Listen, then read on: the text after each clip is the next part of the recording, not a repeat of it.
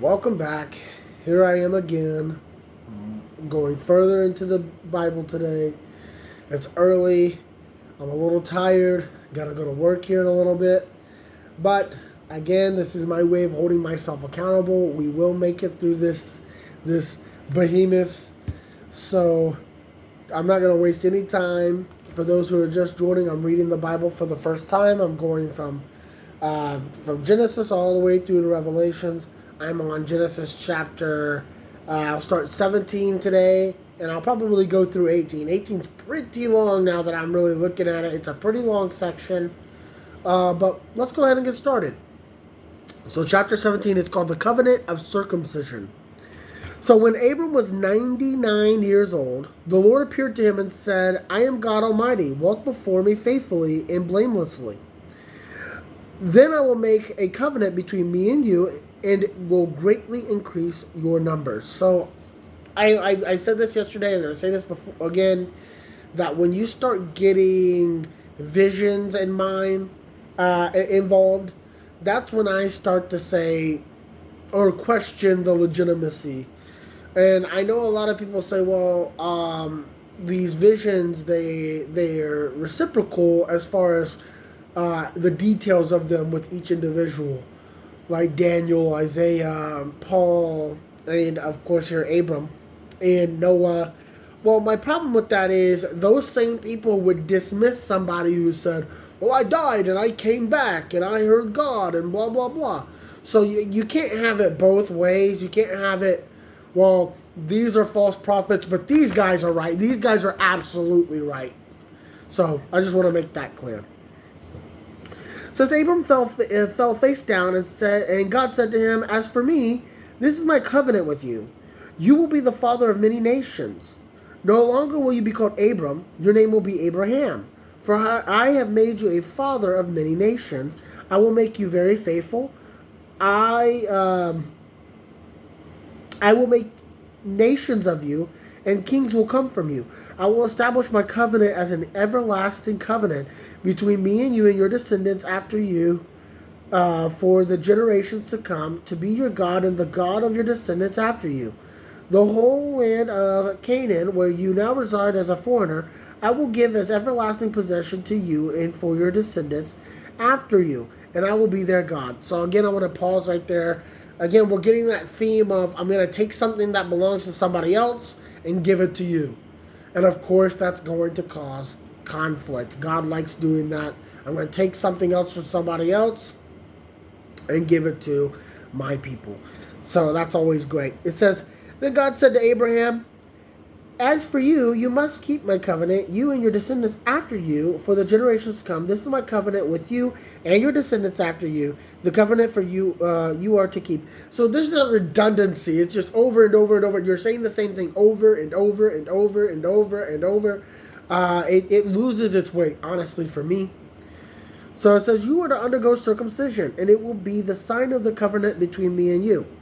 For the generations to come, every male among you who is 8 days old must be circumcised, including those born in your household or brought with money from a foreigner. So a slave. You buy a slave.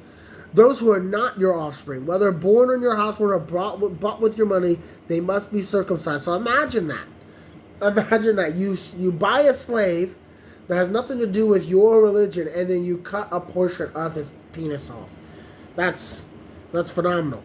So, my covenant in your flesh is to be an everlasting covenant. Any uncircumcised male who has not been circumcised in the flesh will be cut off from his people. He has broken my covenant. All right, so pretty dark stuff. I guess I do think it's interesting though, for a society that seems to be leading towards more to be a more secular society, the United States, where I'm at.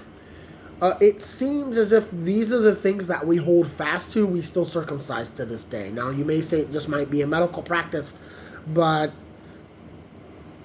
I just think that's very interesting that we hold on to something, even though we're always trying to find ways to, I guess, reject God.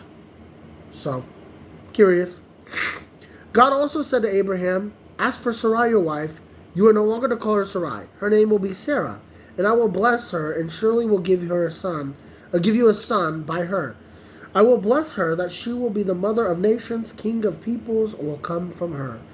Abraham fell face down. He laughed and said to himself, will a son be born to a man 100 years old? Will Sarah bear a child at the age of 90? And Abraham said to God, if only Ishmael might live under your blessing. So, again, we're referring to the bastard, and that's what I'm going to refer to him as, the slave that Abraham raped to have Ishmael. Let's find out what he says, what God's response to that is. Yes, but your wife will bear you a son, and you will call him Isaac. I will establish my covenant with him as an everlasting covenant for his descendants after him. And as for Ishmael, I have heard you. I will surely bless him. I will make him fruitful and will greatly increase his numbers. He will be the father of 12 rulers, and I will make him into a great nation. But my covenant I will establish with Isaac, whom Sarah will bear to you by this time next year. When he had finished speaking with Abraham, God went up from him.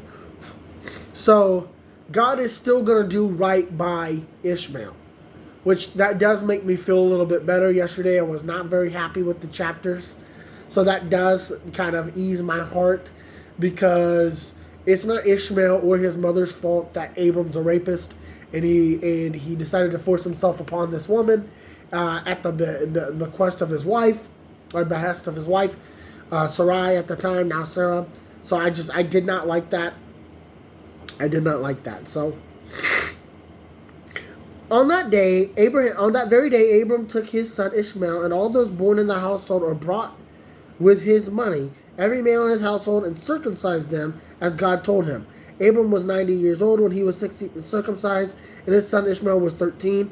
Abraham had his son Ishmael, and his son Ishmael were both circumcised on that very day. Like, again, redundancy over and over and over. We get it. We got the concept. And every male in Abram's household, including those born in the household or bought from a foreigner, was circumcised with him. Lord have that paragraph. That paragraph was a waste of time. So, and I know these were different authors. They don't have the same. You don't use the same literary devices that we do today. They probably didn't look at it as I guess you could say, redundancy. They may have looked at it as like clarification, but I digress. So the next one is called The Three Visitors, chapter 18. This one's a pretty long one. So the Lord appeared to Abram near the great tree Mamre, while he was sitting at the entrance to his tent in the heat of the day. Abraham looked up and saw three men standing nearby. When he saw them, he hurried from the entrance of his tent to meet them and bowed to the ground. He said, if I have found favor in your eyes, my Lord, do not pass your servant by. Let a little water be brought, and then you may all wash your feet and rest under this tree. Let me get you something to eat, so you can be refreshed and go on your way now that you have come to your servant. Very well, they answered, do as you say. So Abraham hurried into the tent with Sarah. Quick, he said, get 3 says? S-E-A-H-S. I'm not entirely sure what that is. Okay. Of the finest flour, and knead it and bake some bread. I'm looking down here at the note. It says that is probably about 36 pounds or 16 kilograms. Okay. 36 pounds of flour. Okay. Wow, that's a lot of flour. I feel like. Could be wrong. Then he ran to the herd and selected a choice tender calf and gave it to a servant who hurried to prepare it. Then he brought some curds and milk and the calf that had been prepared and set these before them. While they ate, he stood near under a tree. Where's your wife Sarah? They asked him. There in the tent. He said. Then one of them said, I will surely return to you about this time next year, and Sarah your wife will have a son. Now Sarah was listening at the entrance to the tent, which was behind him. Abraham and Sarah were already very old, and Sarah was past the age of childbearing. So Sarah laughed to herself as she thought, after I am worn out and my Lord is old, will I now have this pleasure? Then the Lord said to Abraham, why did Sarah laugh and say, will I really have a child now that I'm this old?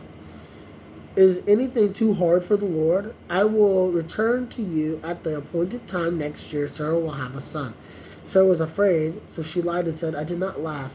But he said, yes, you did laugh. Okay. So I'm pretty intense. It's like, so my question to my, I guess you could say, Bible scholars out there, people who are more learned than I am, is like, how can we nail these conversations to the T when there was no form of writing back when Abraham was going through these quote-unquote events? So how would anybody know this?